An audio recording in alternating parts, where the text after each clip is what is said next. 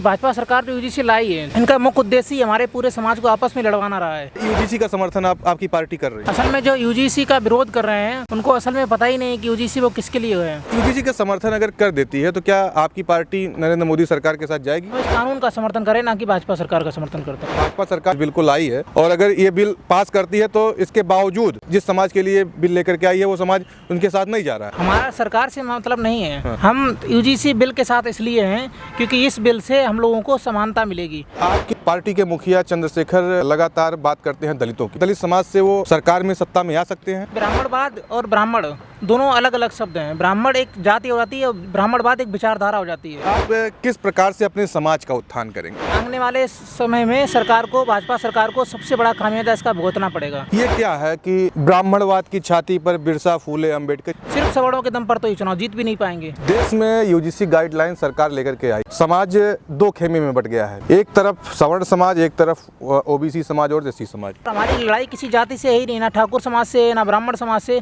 हमारी लड़ाई जातिवाद से। सवर्णों को गाली क्यों दिया जाता है? नहीं, हम लोग कभी गाली नहीं देते हैं। आपके नज़र में सामंतवाद क्या है? आजकल सामंतवाद क्षत्रिय भी हैं, ब्राह्मण भी हैं, दलितों में भी कुछ लोग होने लगे हैं। दलितों का हक कौन मारता है ज्यादा? दलितों को कभी हक मिला ही नहीं है। जब से देश आज़ाद हुआ था, सामंतवाद केवल क्षत्रिय समाज के लोग होते हैं। अगर वो ये बिल नहीं लाते हैं तो 85% जो भी है, 90% जनसंख्या है, वो इनसे नाराज रहेगी। नमस्कार, मेरा नाम है सिद्धार्थ सूर्यवंशी। स्वागत है आप सभी का नारद टीवी के विमर्श मंच पर। दोस्तों, इस वक्त मेरे साथ में मौजूद हैं कन्नौज से जिला अध्यक्ष भीम आर्मी सूरज कुमार। हमारी इनसे आज चर्चा होगी जिस तरीके से कुछ करंट मुद्दे हैं जो लगातार इनकी पार्टी चर्चाओं में बनी भी है और तमाम ऐसे मुद्दे हैं जो इनके जमीनी मुद्दे, उस पर भी हमारी चर्चा होगी। सबसे पहले सूरज जी, स्वागत है आपका। बहुत बहुत धन्यवाद आपका। मुद्दा इस समय आप देख रहे हैं लगातार, अगर हम बात करेंगे तो यूजीसी पे बहुत जोर शोर से विवाद है और वहीं पे भीम आदमी या आज़ाद समाज पार्टी की बात करेंगे जिसमें आपकी पार्टी के मुखिया हैं चंद्रशेखर, जिन्होंने दिल्ली की सड़कों पे लगातार धरना प्रदर्शन कर देने का काम किया यूजीसी के समर्थन में। इसको लेकर कैसे देख रहे हैं? असल में जो यूजीसी का विरोध कर रहे हैं, उनको असल में पता ही नहीं कि यूजीसी वो किसके लिए है। यूजीसी कानून जो है, जैसे लैंगिक भेदभाव हो गया, जाति आधारित भेदभाव हो गया, धर्म आधारित भेदभाव हो गया या ऊंच नीच का भेदभाव हो गया, तो भेदभाव मिटाने के लिए कानून बनाया जा रहा है ताकि लोगों को समान अवसर मिल सके। अब जो लोग विरोध कर रहे हैं, अब ये बताइए, कोई लिंग परिवर्तन हो, महिलाएं, यहाँ तक कि हमारे समाज में वैसे भी एक समानता नहीं है, लैंगिक समानताएं नहीं है। तो जो विरोध कर रहे हैं वो कहीं ना कहीं सिर्फ अपनी रोटियां सेकने का काम कर रहे हैं। मुझे जैसा कि जहाँ तक ये लग रहा है कि भाजपा सरकार जो यूजीसी लाई है, इनका मुख्य उद्देश्य ही हमारे पूरे समाज को आपस में लड़वाना रहा है, क्योंकि यही खुद यूजीसी लाए हैं और खुद ही इन्हीं के लोग विरोध कर रहे हैं, इन्हीं की पार्टी वाले विरोध कर रहे हैं। कौन इनकी पार्टी का कौन विरोध कर रहा है? नहीं, हम लोग तो समर्थन कर रहे हैं यूजीसी बिल का। हमें लग रहा है कि भाजपा सरकार खुद यूजीसी बिल लाई है और खुद ही अपने ही लोगों से विरोध करवा रही है ताकि कंट्रोवर्सी फैले, कंट्रोवर्सी फैलेगी आपस में। अच्छा, यूजीसी का समर्थन आपकी पार्टी कर रही है? जी बिल्कुल। यूजीसी का समर्थन अगर कर देती है तो क्या आपकी पार्टी नरेंद्र मोदी सरकार के साथ जाएगी? नहीं, हमारा सरकार से मतलब नहीं है। हम यूजीसी बिल के साथ इसलिए हैं क्योंकि इस बिल से हम लोगों को समानता मिलेगी। जो लैंगिक भेदभाव हैं वो नहीं होंगे, जाति आधारित भेदभाव हैं वो नहीं होंगे, धर्म के आधार पर भेदभाव नहीं होंगे। ये एक संसद में उठाया गया मुद्दा है और ये बिल तरीके से होगा, उसका एक्ट बन जाएगा। तो हम इस कानून का समर्थन करें, ना कि भाजपा सरकार का समर्थन करते हैं। मतलब कि अगर भाजपा सरकार जिस तरीके से अपने राजनीतिक रोटियां सेकने के लिए इस बिल को लाई है और अगर ये बिल पास करती है तो इसके बावजूद एससी समाज, ओबीसी समाज के लिए जिस समाज के लिए बिल लेकर के आई है वो समाज उनके साथ नहीं जा रहा है। जिस प्रकार से अभी यूजीसी का ये लोग अपना खुद विरोध करवा रहे हैं भाजपा वाले, तो एससी, एसटी और ओबीसी समाज कहीं ना कहीं इनसे दूर जाने लगा है। दूर जाने लगेगा जी।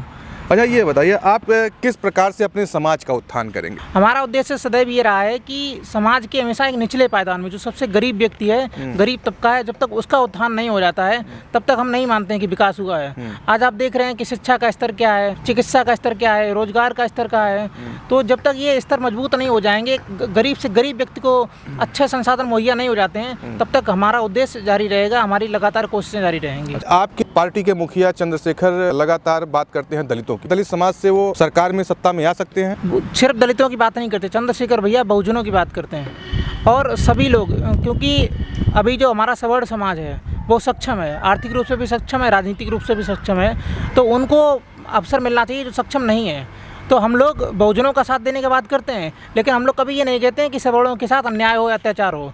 हम लोग सवर्णों के साथ अत्याचार की बात कभी नहीं करते हैं ना, हम लोग उनका विरोध करते हैं। हमारा उद्देश्य ये है कि जो निचला पायदान है उसको भी बराबरी का अवसर मिले। ये क्या है कि ब्राह्मणवाद की छाती पर बिरसा, फूले, अंबेडकर, ये क्या है? आपको बताते हैं, ब्राह्मणवाद और ब्राह्मण दोनों अलग अलग शब्द हैं। ब्राह्मण एक जाति हो जाती है और ब्राह्मणवाद एक विचारधारा हो जाती है।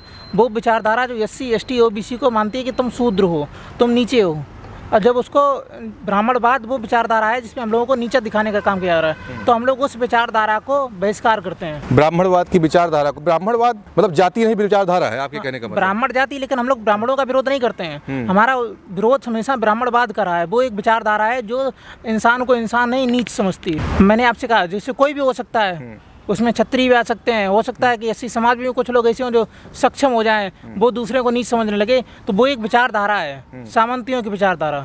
जब लोग आगे बढ़ जाते हैं, सत्ता और पैसे के दम पर आगे बढ़ जाते हैं, तो वो निचले लोग होते हैं, उनको सम्मान नहीं देते, उनको एक कीड़े मकोड़ों की तरह समझते हैं। देश में UGC गाइडलाइन सरकार लेकर के आई जिस तरीके से, इसमें आज के समय में अगर हम बात करेंगे तो समाज दो खेमे में बट गया है। एक तरफ सवर्ण समाज, एक तरफ OBC समाज और SC समाज। जी, इसको कैसे देख रहे हैं आप समझिए, जो UGC का विरोध हो रहा है वो सवर्ण समाज कर रहा है, और समर्थन में SC ST OBC और मुस्लिम समाज सभी हैं। तो कहीं ना कहीं ये आने वाले समय में सरकार को, भाजपा सरकार को सबसे बड़ा खामियाजा इसका भुगतना पड़ेगा। अगर वो ये बिल नहीं लाते हैं तो सरकार 85% जो भी है, 90% जनसंख्या है, वो इनसे नाराज हो जाएगी। सिर्फ सवर्णों के दम पर तो ये चुनाव जीत भी नहीं पाएंगे। अगर ये बिल डिनाई करते हैं तो सिर्फ सवर्णों के दम पर ये कभी चुनाव नहीं जीत पाएंगे, लिख लिए। अब की बार जिस प्रकार से केंद्र में भी सरकार है, राज्य में भी है, तो दोनों से गायब हो जाएंगे। क्या चंद्रशेखर दलितों का सहारा लेकर के प्रदेश के मुख्यमंत्री बन जाएंगे?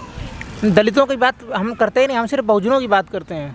दलित का मतलब होता है जो सिर्फ SC समाज के लोग मानते हैं, लेकिन हमारा उद्देश्य SC ST OBC मुस्लिम समाज और अन्य सभी समाज से है।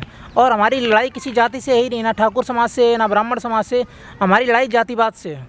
सवर्णों को गाली क्यों दिया जाता है? नहीं, हम लोग कभी गाली नहीं देते हैं। बिल्कुल दिया जाता है। कभी आप अपने अगर हम बात अगर देखेंगे उसमें, आप कभी सोशल मीडिया पे जाके देख लीजिए, ज़्यादा से ज़्यादा गालियाँ देने वाले लोग रहते हैं। हमेशा जब देखो तो गाली देते हैं। नहीं, तो गालियाँ तो वो SC समाज को भी दी जाती हैं, OBC समाज को भी देते हैं। मैं वही कह रहा हूँ ना कि एक समाज जब दोनों को बराबरी का हक मिल गया, गाली वो भी दे रहे हैं, गाली वो भी दे रहे हैं, तो कहाँ फिर समानता का अधिकार कहाँ छीना जा रहा है वहाँ पे? आप समझिए, जब UGC की बात करते हैं तो यूनिवर्सिटी और कॉलेजों में जो लड़के पढ़ते हैं, हर व्यक्ति एक जैसा नहीं होता, आर्थिक रूप से भी नहीं सक्षम हो पाता, राजनीतिक रूप से सक्षम नहीं हो पाता है। तो अभी भी बहुत से जगह अत्याचार हो रहे हैं, लोगों पर अन्याय हो रहा है। कहीं ना कहीं जाति देखी जाती है, धर्म देखा जा रहा है, लिंग देखा जा रहा है। तो ये कानून जो बना है बहुत सोच समझ के लोग बनाते हैं। लेकिन वर्तमान में जो सरकार है सिर्फ इस कंट्रोवर्सी के उद्देश्य से ऐसे वक्त पे लाई है। उन्हें लगा था कि ये कानून लाएंगे तो 50 SC ST OBC सब वोट मिल जाएगा हमें। जिस प्रकार से अखिलेश यादव जी PDA करके 37 सीटें लाए थे, तो उन्हें लग रहा था कि ये UGC लाकर हमें सरकार में SC वालों का सपोर्ट मिल जाएगा। लेकिन हुआ उल्टा। अब इसका स्वयं सवर्ण समाज ने विरोध कर दिया। जब सवर्ण समाज ने विरोध कर दिया, अब SC ST OBC समर्थन करने लगे। अब ये दो नाम फंसे हैं असमंजस में कि हम जाएं तो जाएं कहाँ। अच्छा, UGC गाइडलाइन आने से क्या लग रहा है कि अगर UGC गाइडलाइन सरकार ले आ रही है तो क्या समानता का अधिकार SC समाज OBC समाज को मिल जाएगा? हाँ, कहीं ना कुछ हद तक सुधार हो सकता है। क्योंकि एक बिल ऐसे और आया था, एक कानून एक और बना है देश में, SC ST कानून जी। लेकिन तब भी आज अपने आप को दलित समाज ये भी कहता हुआ नजर आता है कि हमको समानता का अधिकार में नहीं रखा गया। ये भी एक बड़ा सवाल है। अब बात ये ना, कानून बनाना और कानून का पालन करना। अगर कानून ईमानदारी से पालन किया जा रहा है तब तो समानता मिलेगी। अब पता लगा है कानून बन तो जा रहा है, उसका उपयोग सही से नहीं हो रहा है, उसका दुरुपयोग किया जा रहा है। जो हमारे जो कानून बनाने वाले हैं वही लोग उसको तोड़ रहे हैं, तब समानता कहाँ से? बात फैक्ट की यही, आप इसी पे मुद्दे पे बात कर रहा हूँ कि कानून बन जाने से समानता मिल जाती है। जब कानून का पालन होगा उसी हिसाब से। ऐसे तो हमारे यहाँ दहेज प्रथा, हर प्रकार के कानून बने हैं, लेकिन सब कुछ घटनाएं हो ही रही हैं। कानून को ज़मीनी स्तर पर लागू ही नहीं किया जा रहा है। ये सिर्फ कानून जो है किताबों में बन रहे हैं, कागजों में बन रहे हैं। SC ST, क्योंकि आप SC समाज से हैं, आप SC समाज के और दलितों की आवाज़ बुलंद करने का काम हमेशा करते हैं, कन्नौज की धरती से हैं, लगातार आप देखा जाता है कि आप वहाँ पे दलितों की लड़ाई लड़ते हैं। क्या लगता है कि दलितों पे अत्याचार हमेशा सवर्ण समाज ही करता है? देखिए, अत्याचार की और अत्याचारियों की कोई जाति नहीं होती है, कोई भी कर सकता है। एक दूसरे पर भी लोग अत्याचार करते हैं। मैं किसी जाति और धर्म को टारगेट नहीं कर रहा हूँ, लेकिन जहाँ तक देखा गया है कि कुछ लोग हैं जो सिर्फ अत्याचार करते हैं, जैसे भाजपा समर्पित जो लोग हैं, तो उन्हें एक घमंड हो जाता है ना कि हम कुछ करेंगे, दलितों को मारेंगे, तो ये हमारी इस पार्टी हमारे प्रोटेक्शन में है, इसलिए वो उन पर अत्याचार करते हैं। आपके नज़र में सामंतवाद क्या है? सामंतवाद एक वो विचारधारा है जिसमें इंसान मजबूत हो जाता है आर्थिक रूप से, फिर आर्थिक रूप से इसके घमंड पैदा हो जाता है कि मैं ही सब कुछ हूँ, फिर वो बाकी लोगों को निचला समझने लगता है। वही सामंती कहा गया था उनको। सामंतवाद केवल क्षत्रिय समाज के लोग होते हैं? ऐसा नहीं है। आजकल सामंतवाद क्षत्रिय भी हैं, ब्राह्मण भी हैं, दलितों में भी कुछ लोग होने लगे हैं। हम देख रहे हैं कि जो लोग ज़्यादा पैसे वाले हो जाते हैं वो दलितों का ही शोषण करने लगते हैं, दलितों को भूल जाते हैं। आरक्षण से अगर नौकरी भी मिल जाती है, आरक्षण से विधायक बन जाते हैं, तो फिर वो आरक्षण के खिलाफ वही बोलने लगते हैं जो आरक्षण से नौकरी पा जाते हैं। आरक्षण से नौकरी पा लेंगे लेकिन अपने समाज का कभी भला नहीं करते, अपने समाज को देखते तक नहीं है। तो मेरी नज़र में वो भी सामंतवादी से कम नहीं है। दलितों का हक कौन मारता है ज़्यादा? दलितों का हक देखिए, अभी वर्तमान स्थिति जो है, दलितों को कभी हक मिला ही नहीं है। जब से देश आज़ाद हुआ था, धन धरती राजपाट कोई बंटवारा सही से नहीं हुआ था। दलितों के पास है कुछ भी नहीं है। अगर देखा जाए अन्न के अपेक्षा जैसे सवर्ण समाज को मान लेते हैं, तो सवर्ण समाज शिक्षा आर्थिक रूप से बहुत पहले से मजबूत था। अभी भी उनके पास ज़मीनें थीं, जमींदारी प्रथा थी।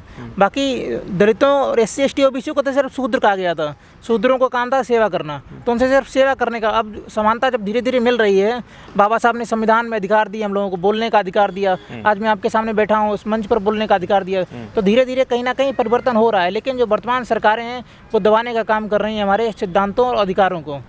और अब तो धीरे धीरे बात कर रहे हैं कि संविधान खत्म करने की बात की जा रही है। बता दे रहे हैं कि संविधान BN राव ने लिखा है। इस बात करेंगे, आप समानता की बात की, हम बात कर, आप जब समानता लगातार इस देश में लगातार समानता की ही बात चल रही है। देश का प्रथम नागरिक ST समाज से, उससे पहले SC समाज से। देश आप इसी उत्तर प्रदेश में 3 बार SC समाज की मुख्यमंत्री बहन कुमारी मायावती बनी। आपको हम कहानी बताते हैं SC समाज की। जैसे अगर सामान्य सीट पे रहेगा तो कोई भी चुनाव लड़ सकता है। मैं प्रधानी की बात करता हूँ। और अगर SC सीट आ जाती है गांव में, तो SC समाज में कभी भी पढ़े लिखे व्यक्ति को चुनाव नहीं जितवाया जाता है। जो पैसे वाले लोग होते हैं, बुद्धिमान लोग होते हैं और सामंतवादी विचारधारा के किस्म के लोग होते हैं, SC समाज में एक नमूना ढूंढ लेते हैं, उसको चुनाव जितवा देते हैं सब लोग मिलकर। प्रधानी तो उसके पास रहती है लेकिन चलाते वो हैं। फिर वही मैं कह रहा हूँ ना, ये फिर SC समाज की गलती है ना कि दूसरे की गलती है। जब आप समानता के अधिकार में, जब आपको सरकार लगातार सरकार में चाहे आरक्षण के से लेकर के तमाम ऐसी चीज़ें मुहैया कराई दी जा रही हैं, आप जब नहीं पढ़ोगे, नहीं आपको केवल मजदूरी पे भरोसा है, आप कहीं पे चले जाओगे, तो कहीं ना कहीं आप अपने आप से भी तो एक आत्ममंथन होना चाहिए कि हम क्यों पीछे हैं। आपको बता देते हैं कि भारत में शिक्षा का स्तर बहुत ज़्यादा कमज़ोर है और यहाँ एक समान शिक्षा नहीं है। आप बताइए कि गरीब व्यक्ति कितना पढ़ सकता है, कहाँ पढ़ेगा? जो सरकारी स्कूल देगा उनकी शिक्षा गुणवत्ता कैसी है आप हमसे बेहतर जानते हैं। दूसरी बात, क्या मंत्री के बेटे, DM के बेटे उन्हीं सरकारी स्कूल में पढ़ते हैं? जब उन्हें शिक्षा जाए तो उनको पता है कि देखते रहते हैं कि गांव में उन्होंने BA कर लिया, अब पता लगा कोई नौकरी नहीं लगी। BA-BEd किए लड़के बैठे हैं, AA-MA करिए बैठे हैं, उनको जब नौकरी नहीं लगती है तो कोई साधन नहीं मिलता है, कुछ संसाधन, तो उनको एक मनोबल टूटता है। मैं यही कह रहा हूँ कि इसमें गलती क्या जाति की है? नहीं, इसमें गलती जो है सरकार की है, सिस्टम की है, सिस्टम की है। हम वही मैं कह रहे हैं ना कि जैसे जब एक तरीके से वो चाहे SC समाज से DM बना हो या ST समाज से DM बना हो, OBC समाज का DM हो, जनरल समाज का DM हो, DM मतलब कि वो अलग एक दर्जा हो गया। DM मतलब कि पूरे ज़िले का मालिक, डिस्ट्रिक्ट मजिस्ट्रेट, यही तो होता है ना। उसमें भी अगर ये देखा जाए कि नहीं ये SC समाज से हैं, ST समाज से हैं, तो उनका भी बेटा तो फिर दूसरे स्कूल में चला जाता है पढ़ने, वो भी तो फिर एक अलग कैटेगरी बन जाती है उनकी। बिल्कुल, वही तो मैं भी आपसे कह रहा था कि जो लोग सक्षम हो जाते हैं, बाबा साहब ने ये कहा था कि जब भी अपने समाज का एक व्यक्ति सक्षम हो जाए तो कम से कम अपने आसपास वालों को तो देख ही ले दाएं बाएं करके। लेकिन होता क्या है, जब वो अच्छी पोजीशन, अच्छी पावर में पहुंच जाते हैं तो सबसे पहले अपने ही समाज को भूल जाते हैं, बाबा साहब को भूल जाते हैं, फिर वो सबसे बड़े मनवादी वही बन जाते हैं SC वाले लोग। वही मैं कह रहा हूँ ना कि सिस्टम के खिलाफ लड़ाई होनी चाहिए, ना कि जातिवाद के खिलाफ। नहीं, सिस्टम के खिलाफ ही लड़ाई भीम आर्मी आज़ाद समाज पार्टी की है। और हम लोग जाति नहीं, हम लोग हमेशा सिस्टम बदलने की बात करते हैं। सिस्टम कैसे बदलेगा? जैसे वही तो मैं कह रहा हूँ कि जिस समाज में जो मजबूत हो जाता है वो अपने समाज को पहले ही दबाने का प्रयास करता है। ये कुछ जिम्मेदारी जैसे सरकार की होती है। जैसे सरकार जो ऑनरेबल जो मुख्यमंत्री जी होते हैं वो मुखिया होते हैं पूरे प्रदेश के। अब घर का मुखिया जैसे चलाएगा वैसे ना तो चलेंगे सब लोग। अब सरकारी कर्मचारियों पर इतना दबाव हो जाता है कि ऐसे काम करना, तो वो सब इशारों पे काम करते हैं। अच्छा, आप जेल गए थे, 20 दिन जेल काट के आए, काफ़ी आपका मामला कंट्रोवर्शियल रहा, और बात करेंगे तो आप जो है मिलियन में आपके वीडियो जा रहे थे। क्या मामला था, जेल क्यों चले गए आप? जेल भाजपा के द्वारा एक रणनीति बनाई गई थी, क्योंकि लगातार हम SC ST OBC समाज की लड़ाई लड़ रहे थे, मुस्लिम समाज की लड़ाई लड़ रहे थे। लगातार हमारी लड़ाई भ्रष्टाचार के खिलाफ थी। तो इनका हमारे यहाँ मौजूदा विधायक वगैरह हैं, उनका लाखों रुपए का नुकसान भी हुआ, क्योंकि ये लोग फर्जीवाड़ा करके रोडें बनवा रहे थे। मैं उन सबकी जांच करवा रहा था। तो इन्होंने एक षड्यंत्र किया कि पहले तो हमारे ऊपर 308 लगी थी, आपको बता दें, बिना मेडिकल के 308 धारा लगवाई गई थी। और उसमें बताया गया कि मैंने ठाकुर समाज के लोगों को इतना मारा कि वो घर से नहीं निकले, जबकि कोई लड़ाई नहीं हुई थी, किसी भी प्रकार की लड़ाई झगड़ा नहीं हुआ था। और मीडिया में ये चला रहे थे कि देवी देवताओं पर आपत्तिजनक टिप्पणी की। ये नहीं बता रहे कि टिप्पणी क्या है। जब कोर्ट ने इनसे ये पूछा कि आपत्तिजनक टिप्पणी की, लेकिन टिप्पणी क्या की वो तो बताओ, तो ये इनके पास कोई जवाब नहीं था। हमें 20 दिन तक जेल में रखा, डेली वकील बदलते थे, हमारे खिलाफ 50 वकील खड़े थे। ये उद्देश्य ये था कि ज़्यादा से ज़्यादा दिनों तक इनको अंदर रखा जाए। तो फिर जैसे बहुत मुश्किल से हमारी जमानत हुई है। अच्छा, अभी आप जो है अभी भीम आर्मी आज़ाद समाज पार्टी के मुखिया चंद्रशेखर आपके कन्नौज ज़िले में आए थे, काफ़ी भीड़ आपने इकट्ठा किया। वो भीड़ चंद्रशेखर को देखने के लिए थी कि आपकी व्यक्तिगत भीड़ थी? वो हमारे भीम आर्मी आज़ाद समाज पार्टी की पूरी मेहनत थी, संगठन और पार्टी मिलाकर। तो हमने जैसे हमारे यहाँ जितनी भी भीड़ थी वो भीड़ नहीं थी, एक तरीके से हमारे सभी कार्यकर्ता थे। जितने भी लोग थे, लगभग 40,000 से प्लस हमारे कार्यकर्ता कन्नौज जिले में हैं। सभी लोग अपने गाड़ियों से आए, अपने ट्रैक्टर से आए, अपना अपना खुद किराया देकर आए हैं। तो आने वाले समय में ये हम कह सकते हैं कि जो लोग अपना खुद किराया देकर आ सकते हैं, खुद अपना पेट्रोल खर्चा देकर आ सकते हैं, तो कहीं ना कहीं वो वोट तो देंगे ही देंगे। तो आने वाले समय में कन्नौज में बदलाव निश्चित है। भीम आर्मी का मुख्य उद्देश्य क्या है, किस उद्देश्य पे वो अपना काम कर रही है? भीम आर्मी का मुख्य उद्देश्य ये है, भीम आर्मी आज़ाद समाज पार्टी का, कि हमारा सबसे निचला पायदान जो है वो मजबूत हो। क्योंकि हम लोग विकास जो देखेंगे सबसे निचला पायदान पर देखेंगे। और हमारी आज़ाद समाज पार्टी इसी उद्देश्य से बनाई गई है, ताकि हर उस व्यक्ति की मदद हो पाए, हर उस व्यक्ति को समान अधिकार मिल पाएँ, और किसी का भी शोषण ना हो पाए। अच्छा, एक चीज़ और बताना है, आप तिरवा विधानसभा से हैं जी, है ना? तिरवा विधानसभा की बात अगर हम करें, तिरवा विधानसभा में आपके वर्मा समाज है जी। तिरवा विधानसभा के वर्मा समाज का वोट क्या भीम आर्मी में या चंद्रशेखर की पार्टी में आ जाएगा? जिस प्रकार से अभी हमने जब भैया की रैली करवाई थी, तो लगभग 55 ट्रैक्टर और 30 गाड़ियाँ वर्मा समाज के लोगों ने खुद भेजी थी। और अभी इस वक्त एक कंट्रोवर्सी चल रही है हमारे कन्नौज ज़िले में कि भाजपा जो सरकार है वो वर्मा समाज की वजह से ही है। लेकिन अब जब वर्मा समाज लोग ही मारे जा रहे हैं, वर्मा समाज के लोग भाजपा द्वारा प्रताड़ित किए जा रहे हैं, उनकी एक FIR तक नहीं लिखी जा रही है, खुलेआम मारे जा रहे हैं, कोई तब वर्मा समाज जाग रहा है और धीरे धीरे भीम आर्मी आज़ाद समाज पार्टी की तरफ अपना कदम बढ़ा रहा है। और हम लोग उनको पूरा आश्वासन दिए हैं, पूरी गारंटी दिए हैं कि अगर हमारे वर्मा समाज को कोई भी प्रताड़ित करने का काम करेगा तो उनकी खाल खींचने का काम भीम आर्मी भारत एकता मिशन आज़ाद समाज पार्टी करेगी। भीम आर्मी के राष्ट्रीय अध्यक्ष विनय रतन सिंह हैं जी। अगर वो कन्नौज में आते हैं तो उसमें कितनी भीड़ आप इकट्ठा करेंगे? अभी विनय रतन भैया को हम लोग लास्ट मार्च तक बुलवाने का हम लोग पूरी योजना बना रहे हैं, तैयारी जोरों शोरों से चल रही है। 3 लाख से प्लस भीड़ होगी, क्योंकि अभी चंद्रशेखर भैया की रैली हाल ही में हुई थी। अब इससे भी अधिक भीड़, क्योंकि भैया के आने से थोड़ा और बदलाव हुआ है, तो इससे भी अधिक भीड़ हम लोग विनय रतन भैया के कार्यक्रम में करेंगे। ये बताइए कि आज के समय में अगर हम बात करेंगे तो दलित समाज 2 खेमे में बंटता हुआ नजर आ रहा है, क्योंकि एक तरफ ASP है और दूसरी तरफ BSP है। एक तरफ दलितों की भारत की सबसे बड़ी दलित नेता मायावती हैं, दूसरी तरफ वहीं अभी हाल फिलहाल कुछ समय से अपनी राजनीति में पहचान बनाने वाले एक सीट पर केवल सांसद हैं चंद्रशेखर आज़ाद। उनको क्या लग रहा है कि ये दोनों खेमे में बटे रहेंगे तो राह आसान रहेगी किसी एक के लिए? अभी पहली बात तो आंकड़े आपके गलत हैं। जो समाज 2 हिस्सों में नहीं बटा है, सिर्फ अभी 19-20 का फर्क है। बहुजन समाज कभी भी किसी व्यक्ति के साथ रहा ही नहीं, वो हमेशा बाबा साहब और मानवर साहब की विचारधारा के साथ रहा है। जब उन्हें ये लग रहा है कि बहन जी उनके हक अधिकार की आवाज़ नहीं उठा रही हैं, वो आज़ाद समाज पार्टी भीम आर्मी का दामन लगातार थाम रहे हैं। और आने वाले समय में हमारा एक सांसद अभी हैं, एक सांसद को देखकर आप लग रहे हैं हर मुद्दे पर वही बोलते हैं। सपा के 37 सांसद हैं, मौन रहते हैं। हमारे SC समाज के इतने आरक्षण से जो सांसद हैं वो भी उनके मुंह में दही जम जाता है। जो आरक्षण लेके गए हैं वही SC समाज पर अत्याचार होता है, मुंह नहीं खुलता उनका। तो इससे समाज देख के समाज जाग रहा है धीरे धीरे, और आज़ाद समाज पार्टी भीम आर्मी का दामन थाम रहा है। बसपा से बहुत कोई कंपटीशन नहीं हम लोगों का, बसपा में गिने चुने लोग बचे हैं। आप देख सकते। तो क्या लग रहा है कि मायावती बाबा साहब भीमराव अम्बेडकर के मूल उद्देश्यों से भटक चुकी हैं? नहीं, वो तो ये इसमें कोई दो राय नहीं बहन जी। जो वर्तमान में हैं वो दबाव में है, ईडी सीबीआई के दबाव में, क्योंकि भाजपा के खिलाफ जो भी जाता है तुरंत ईडी सीबीआई का छापा पड़ जाता है। अब कुछ ना कुछ तो दबाव है, नहीं तो हर मुद्दे पर मौन क्यों है? क्योंकि समाज इस वक्त योद्धाओं को तलाशता है, जो चुप रहे उनको नहीं देखता है।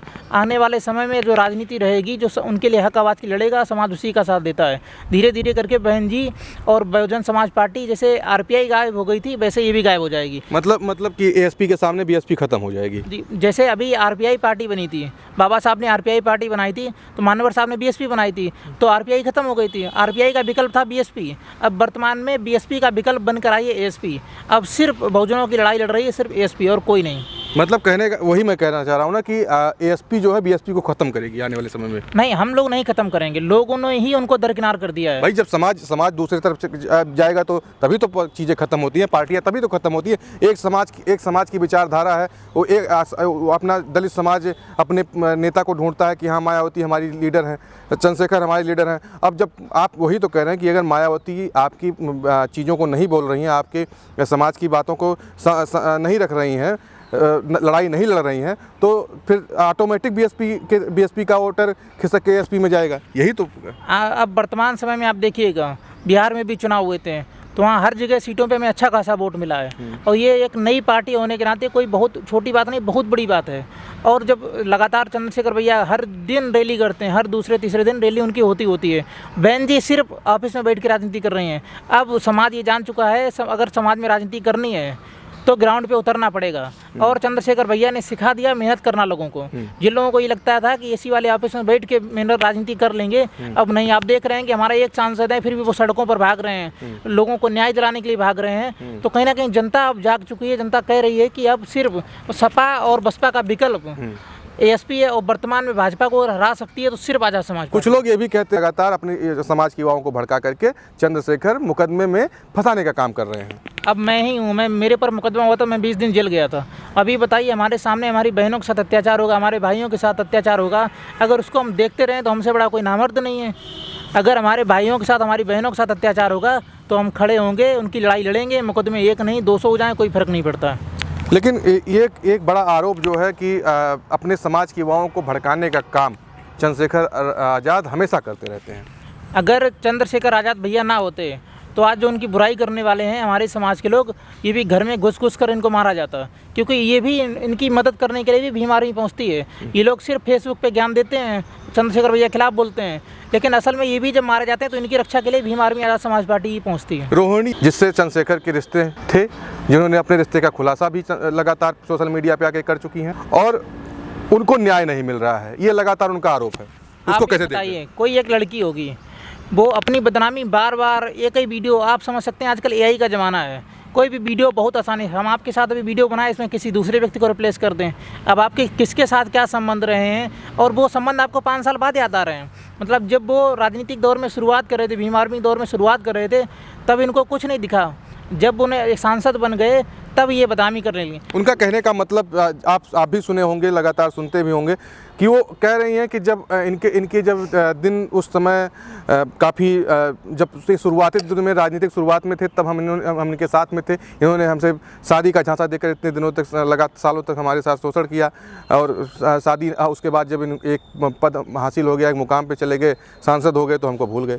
आपने 20 कन्या का नाम सुना होगा, ये भी उसी प्रकार से इनको भाजपा से फंडिंग मिलती है। जब इनको लिफाफा मिल जाता है तुरंत इंस्टाग्राम फेसबुक पे पोस्ट करने लगती हैं। आपने देखा होगा, कभी कभी शांत हो जाती हैं, फिर एकदम से डालने लगती हैं, फिर कभी चंदू लिखती हैं, कभी कुछ लिखेंगी, कभी वो ग्रीन टी वाला डालेंगी। आजकल एआई से मुझे बताओ रोडी गाबरी जी के कौन सा वीडियो बना दूँ, बहुत मामूली बात है, लेकिन हम जानते हैं हमारी मर्यादा क्या है। अब वो अपनी एक महिला होकर जो बहन बेटियों के साथ हमेशा बाबा साहब ने इनको अधिकार दिलाने की बात की, संघर्ष किया, आज वही हमारी बहन रोडी गाबरी अपनी खुद इज्जत उछाल रही हैं, वो भी झूठी तरीके से।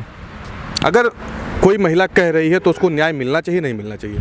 लेकिन न्याय लेने के लिए आपको यहाँ आना पड़ेगा ना। यही अगर दूसरे समाज का कोई होता, वही रोहिणी होती, और दूसरे समाज का कोई व्यक्ति होता, तो उस पर आज यही भीम आर्मी उसका खिलाफ लड़ाई लड़ने लगती। आप ये बताइए, किसी लड़की से आप बात कर रहे हो, आपने आज बात करना बंद किया है, अगर आपके साथ शोषण हुआ, अत्याचार हुआ है, तो ऐसा क्या रहा कि 5 साल तक आपने किसी को शिकायत नहीं की, कोई सुनवाई नहीं थी, कि सोशल मीडिया पर नहीं दिखाई दी?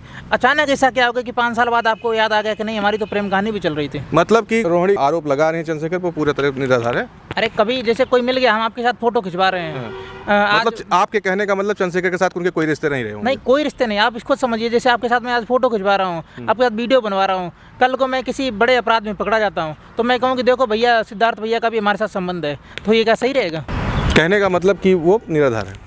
हाँ बिल्कुल, वो भाजपा के द्वारा फंडिंग की गई है, जैसे नहीं बिस्कन्नाएं छोड़ी गई थी, वैसे भाजपा ने इनको छोड़ दिया है आजाद। लेकिन अब उनके देख रहे हैं लगातार व्यूज भी कम हो गए हैं, सोशल मीडिया पे लोगों ने उनको स्ट्राइक रिपोर्ट करना चालू कर दिया है, तो खुद ही अपने आप शांत हो जाएंगी। कोई मतलब नहीं है, भाजपा अपना पैसा गलत जगह बर्बाद कर रही है। क्या सवर्ण समाज ही केवल अपराधी होता है? सवर्ण समाज ही एससी समाज को लगातार प्रताड़ित करता है और कोई समाज नहीं है जो प्रताड़ित करता हो? नहीं, ऐसा नहीं है कि सिर्फ सवर्ण समाज प्रताड़ित कर रहा है। वर्तमान में जो अखिलेश यादव जी की पीडीए सरकार है, जो पीडीए के नाम से उन्होंने 37 सीटें ली हैं, उसके बावजूद जब यूजीसी का उनको समर्थन करना चाहिए तो वो दोनों तरफ रह रहे हैं। जैसे नहीं, बिना तरी वाला लोटा जो होता है, बिन तरी का लोटा, दोनों तरफ किधर भी ढुनक जाओ, उन्होंने अपना स्टैंड क्लियर नहीं किया है। लेकिन पीडीए के नाम, वो दलितों को जो उनका पीडीए एजेंडा है, वो दलितों के नाम, दलितों को उसमें रखा गया है और वो दलितों का हमेशा बात कर रहे हैं। हाँ, पीडीए में दलितों का हमेशा वो यूज करते हैं, वो भी मिस यूज करते हैं, क्योंकि सिर्फ काम निकाल लो, जिसे नहीं यूज एंड थ्रो वाला सिस्टम होता है कि दलितों को यूज करो फेंक दो। अगर वो एससी एसटी ओबीसी को अपना मानते होते तो यूजीसी के समर्थन में जरूर कुछ ना कुछ बोलते हैं, लेकिन वो गोल गोल घुमा रहे हैं हर चीज़। आप लोग देख रहे होंगे वर्तमान में उनके ही कुछ सुजाती लोग रहेंगे, जब सरकार आती है तो बहुत अत्याचार करते हैं, बहुत एकदम उत्पात मचा के रख देते हैं हर प्रकार से, और उन्होंने अपने लोगों को मजबूत भी किया आर्थिक रूप से। ये बात कोई छुपी नहीं है कि अखिलेश यादव जी ने, समाजवादी पार्टी ने सिर्फ अपने ही जात के गिने चुने लोगों को पैसा वाला बनाया है। इन्होंने कभी एससी वालों को आगे बढ़ाया, ना एसटी वालों को बढ़ाया, ना ओबीसी समाज को बढ़ाया, ना सवर्ण समाज को बढ़ाया। ये बात भले ही सबसे करें, लेकिन फैक्ट और सच्चाई यही है कि इन्होंने सिर्फ गिने चुने लोगों को पैसा वाला बनाया है। अखिलेश यादव की अगर हम बात करेंगे तो आपके यहाँ से पूर्व सांसद रह चुके हैं, वर्तमान में उनकी पत्नी डिम्पल यादव सांसद हैं, उसको कैसे देख रहे हैं? क्योंकि कन्नौज की जनता लगातार उनको चाहती भी है। बात ये ना कि जब तक कोई काम करता नहीं था तब तक अखिलेश यादव अच्छे नेता थे। अब उनके पास विकल्प हैं जनता के पास। अब जनता को ऐसा नेता चाहिए। मैं मानता अगर अखिलेश यादव जी जो भारतीय जनता पार्टी के विधायक हैं, मैं तो इन सबको बढ़िया मान लेता अगर हमारे कन्नौज जिले में एक भी सड़कें ऐसी हों जिसमें गड्ढे ना हो, क्योंकि ये सांसद थे, इनके लिए बहुत छोटी बात है। ये सब कुछ कर सकते थे, ऐसा कर सकते थे, कन्नौज को एकदम चमका सकते थे। अब क्या है, कन्नौज में जैसे 2-4 काम करवा देने से काम नहीं होता है, काम देखा जाता है ज़मीनी स्तर पर, ग्राउंड स्तर पर। अब गाँव की हालत कैसी है, वहाँ सड़कें नहीं, निकलने के लिए नालियाँ नहीं, निकास नहीं बना है, इतनी गंदगी फैल रही है, लोग बीमार हो रहे हैं, उससे नहीं कोई मतलब नहीं। ये सिर्फ अपनी हवाई वाली राजनीति में रहते हैं। अखिलेश यादव को आप 27 की राजनीति में कैसे देख रहे हैं? 27 की राजनीति में कन्नौज से तो साफ हो जाएंगे, ये क्लियर है। प्रदेश में क्या रहेगा? जैसे मैं जिला अध्यक्ष हूँ, मेरे अपने ज़िले की तैयारी, जैसे मैंने रणनीति बनाई है, जैसे चंद्रशेखर भैया ने मुझे भेजा ज़िले की तैयारी करने के लिए। आप देख सकते हैं जो भी रैली हुई थी उसमें लगभग 2 लाख समथिंग लोग थे, और आने वाले समय में जो वीरनारायण राष्ट्रीय अध्यक्ष जी का कार्यक्रम होगा, हमारे भीम आर्मी के राष्ट्रीय अध्यक्ष जी का, उनके में 3 लाख लोगों से कम नहीं होंगे। तो आप समझ सकते हैं जब 3 लाख हमारे साथ हैं, अगर वो 5-5 वोट डलवाएंगे तो कितना हो गया। तो कन्नौज में ख़त्म है कहानी इनकी, सपा और भाजपा की कहानी खत्म, सिर्फ भीम आर्मी आजाद समाज पार्टी ही रहेगी कन्नौज में। अखिलेश यादव पे आप आरोप लगा रहे हैं, लेकिन वहीं पे अगर हम बात करेंगे दलित नेता मायावती की, बसपा सुप्रीमो मायावती की, वो भी कह रही हैं कि सवर्णों से ज़्यादा अत्याचार दूसरे समाज के लोग करते हैं। बहन जी उतना ही बोलती हैं जितना उनको भाजपा वाले बोलने के लिए कहते हैं, क्योंकि अगर वो खुल के बोलेंगी कुछ भी चीज़ तो फिर उनके ऊपर भी जांच शुरू हो जाएगी। ईडी सीबीआई का डर तो सभी के पास है। आप देख रहे हैं कि जितने भी भ्रष्टाचारी, बड़े बड़े भ्रष्टाचारी हैं, वो जब तक भाजपा में नहीं रहते थे तब तक वो भ्रष्टाचारी थे, घोटालेबाज थे। जैसे भाजपा में शामिल हो जाते थे तुरंत वो घोटाले माफ हो जाते थे, गायब हो जाते थे। बहुत बड़े बड़े लोग हैं, आपको सैकड़ों लोगों के नाम बता सकते हैं। जातियाँ क्यों अब जातियाँ विचारधारा हो गई? जाति की लड़ाई कभी थी नहीं किसी की, ये लड़ाई सिर्फ विचारधारा की रही है। जो जाति के लोग दूसरे जाति को नीच समझते हैं, छोटा समझते हैं, हमें सिर्फ उनसे दिक्कत है। जाति और जातिवाद दोनों में अलग फ़र्क होता है। आप समझिए कि हमें जातियों से दिक्कत नहीं है, हमें दिक्कत है जातिवाद से। कौन जातिवाद करता है? जातिवादी सब लोग करते हैं। जैसे अभी एससी समाज से साथ ओबीसी भी समाज भी जातिवाद करता है थोड़ा बहुत। अब काफ़ी जागरूक हो रहा है धीरे धीरे करके। हो सकता है आने वाले समय में सवर्ण समाज भी, अगर हो सकता है कि जातिवाद करना बंद कर दे। लेकिन जातिवाद करना बंद कब करेगा? जब सरकार जो बाकी पायदान, निचला पायदान है, उसको मजबूत करने का काम करे। अब वो ये चाहती नहीं कि मजबूत हों, लगातार वोट तो ले रही है। अभी भाजपा सरकार को भी अगर ये जीते हैं तो एससी समाज ने भी वोट दिया, सभी लोगों ने वोट दिया तभी जीते हैं। लेकिन इन लोगों ने कभी देखा ही नहीं कि एससी समाज को भी देखना है, एसटी समाज को भी देखना है। ओबीसी में बहुत सी जातियां हैं, जैसे प्रजापति, कुम्हार, बाथम समाज हैं, और सैकड़ों जातियां हैं जिनको एससी से ज़्यादा मतलब गए गुजरे हैं, मतलब आर्थिक रूप से कमज़ोर हैं। तो उनको भी देखना चाहिए था, लेकिन देखा नहीं था। कभी हिंदू के नाम वोट लेते हैं, कभी पीडीए के नाम से वोट ले लेते हैं। उनका काम सिर्फ जनता को मूर्ख बनाना रह गया है। आज़ाद समाज पार्टी 27 में कितने सीटों पर चुनाव लड़ेगी? आज़ाद समाज पार्टी जो वर्तमान में है, हमारे चंद्रशेखर भैया का कहना है कि वो पूरी सीटों पर चुनाव लड़ेंगे प्रदेश में। अभी गठबंधन से उनका कोई रास्ता नहीं है। क्या लग रहा है 27 में चंद्रशेखर की पार्टी, आज़ाद समाज पार्टी आ पाएगी? हम इतना वादा करते हैं कि चंद्रशेखर भैया के बिना कोई भी पार्टी सत्ता में नहीं आ सकती आने वाले समय में। हाँ, बिना चंद्रशेखर भैया के सपोर्ट के कोई भी पार्टी सत्ता में नहीं आ सकती यूपी में। अगर सत्ता चाहिए, चंद्रशेखर भैया के पास खुद ही आना पड़ेगा उनको, क्योंकि जिस प्रकार का जन सैलाब है भैया के साथ में, और भीम आर्मी आज़ाद समाज पार्टी की पूरी टीम लगी हुई है। ठीक है, बहुत बहुत धन्यवाद। जिस तरीके से भीम आर्मी के जिला अध्यक्ष कन्नौज सूरज कुमार ने हमसे बात किया, लगातार इनसे हमारी कई मुद्दों पे चर्चा हुई। चलिए मिलते हैं ऐसे नए वीडियो से, तब तक के लिए जय हिंद।